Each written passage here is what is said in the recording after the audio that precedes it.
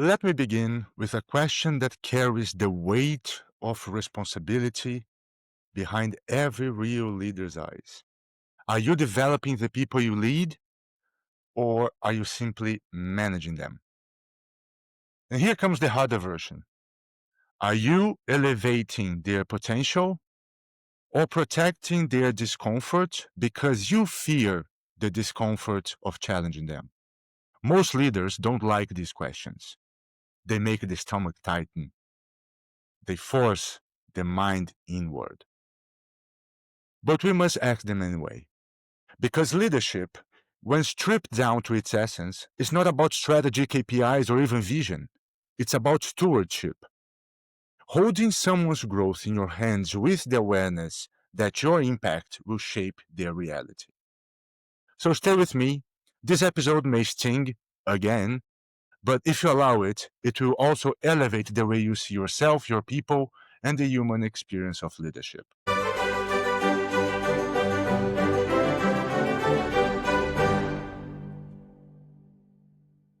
All right. Let's begin to talk about leadership as stewardship, not supervision. Stephen Covey, in Trust and Inspire, reminds us that people are not assets to manage. They are souls to develop, potential to unleash, humans who carry opportunities and possibilities within them like seeds wanting to grow, if they have the right conditions. But here's the truth most leaders forget. You do not own the people you lead, but you are responsible for the environment in which they grow. Stewardship means understanding that your influence, your mindset, your presence, your expectations becomes part of someone's psychological architecture. Every human being you lead is carrying an inner world with their fears, their strengths, their dreams. And whether you realize it or not, your leadership becomes part of their internal voice. If you are careless, you plant doubt. If you are controlling, you plant fear. If you're avoidant, you plant uncertainty. If you believe in them, you plant power. That belief is not abstract, it's structural. But belief alone is not leadership. Belief must call people forward. It must challenge them in ways that stretch their identity. This is why Covey talks about agreements instead of instructions, because real development requires co-ownership, not compliance. Now, let me tell you why raising the bar is an act of love and not of pressure. Let's start addressing something very uncomfortable. A leader who never challenges you is a leader who has already given up on your potential. Most leaders soften expectations in the name of being kind. They avoid raising the bar because they don't want to create pressure. But growth without pressure is like fire without heat. It simply does not exist. We challenge the people we believe in. We stretch the people we see potential in. We raise the bar because we care, not because we are hard or demanding. Pressure, when rooted in belief, becomes propulsion. It activates potential that would otherwise remain dormant. Think of the greatest moments of growth in your own life. Were they comfortable? Were they easy? Or did they come from someone or something that forced you to step beyond yourself? Growth is always uncomfortable because it asks us to let go of the identity we outgrew. To raise the bar for someone is to say, I see more in you than you see in yourself. And I'm willing to stand with you while you reach for it. And it's beautiful. And that is leadership.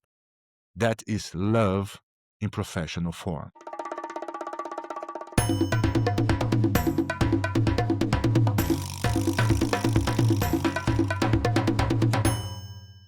Now I'd like to share with you a bit of my personal story related to this topic. It's something I don't often say out loud, but it sits in the core of why I lead the way you do, and I'm ready to talk publicly. I did not grow up with leaders, not at home, not in my early life, not even in most of my workplaces. I had authority figures, yes, People who told me what to do, yes. People who managed tasks and delivered instructions, yes. But I did not have leaders. I did not have someone who looked at me and said, João, I see more in you. Let me help you grow. Let me help you rise. I developed through chaos, intuition, pain, and the stubborn belief that I could learn my way through anything, psychology, philosophy, neuroscience, quantum theories, anything that would help me. But guidance, direction, a mentor, a leader who lifted me instead of simply using my capacity, I had none. And because no one raised the bar for me, I had to learn to raise it by myself and for myself. I learned to self-govern out of necessity, to challenge myself because no one else would, to hold myself accountable because there was no structure around me offering that. It was lonely, it was frustrating, and it was formative. And that is why today, when I lead, I do not repeat that cycle. I refuse to repeat that same cycle. I refuse to let people around me grow alone. I refuse to let them walk blind as I had to.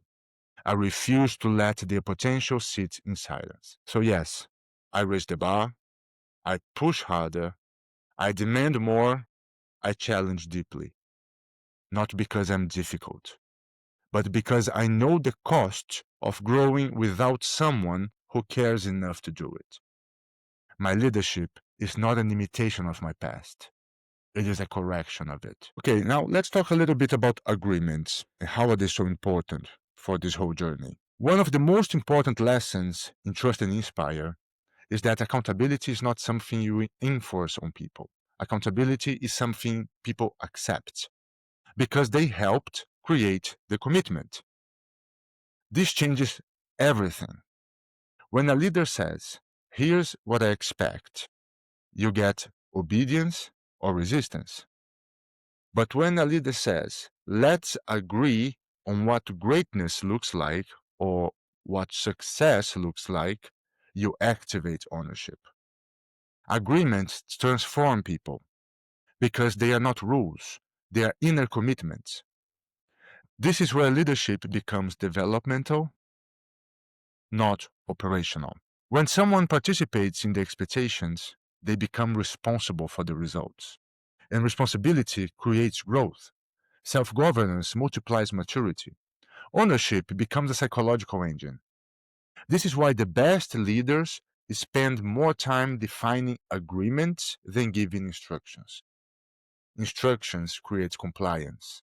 Agreements create evolution. All right, now let's move to a more of a psychology discussion. Humans grow in relation to the expectations around them. Psychologists call this the Pygmalion effect. People perform according to the belief projected onto them. Raise the bar and people rise with it. Lower the bar and the people shrink to fit it. But here's the nuance people often miss. Raising the bar is not about expecting perfection. It's about expecting progression. It's about moving forward. It's about taking steps. You don't challenge people because they are failing. You challenge people because they're capable. Growth requires tension. Identity expands under pressure. Skills develop through struggle. When a leader raises the bar, the message is not, you are not enough. The message is, you are capable of more. And I'm here for the journey with you. That is leadership. That is stewardship. That is love disguised as accountability. Now, if that is so good, so important, so necessary, why leaders avoid challenging people so much? So now is the time to turn the mirror toward the leaders themselves. Now is where it gets a bit uncomfortable. Leaders avoid raising the bar not because the team can take it, but because the leader cannot take the discomfort. Raising the bar invites resistance. It risks friction. It risks not being liked.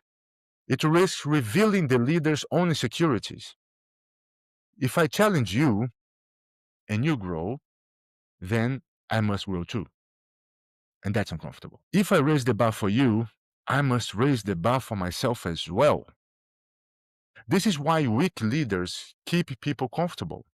Comfort preserves the authority. Challenge exposes their inadequacies. But here's the truth. A leader who fears discomfort cannot develop anyone, not even themselves. And a team carried by a comfort-addicted leader will never discover what they could have become.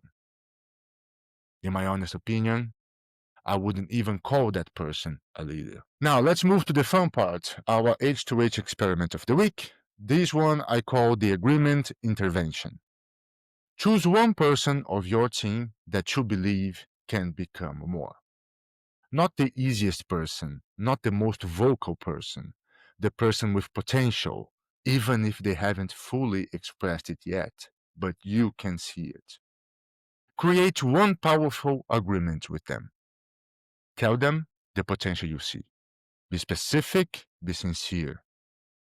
Tell them you want to raise the bar for them, not because of performance, but because of belief. Ask them what they want to commit to. Let them speak their growth into existence. Define how you will support them. Development requires partnership, not pressure. Agree on how progress will be measured. Clarity removes anxiety. This one agreement can transform completely a relationship, a mindset, and a future. All right, now let's wrap up this episode. Leadership is not the act of guiding people toward tasks. Leadership is the act of guiding people towards themselves. To develop someone is to say, I will not let you shrink. I will not let you waste your potential. I will not let you underestimate who you can become.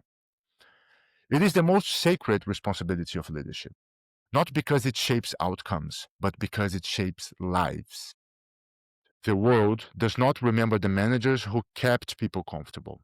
The world remembers the leaders who raised the bar and held the light high enough for others to grow into it. All right.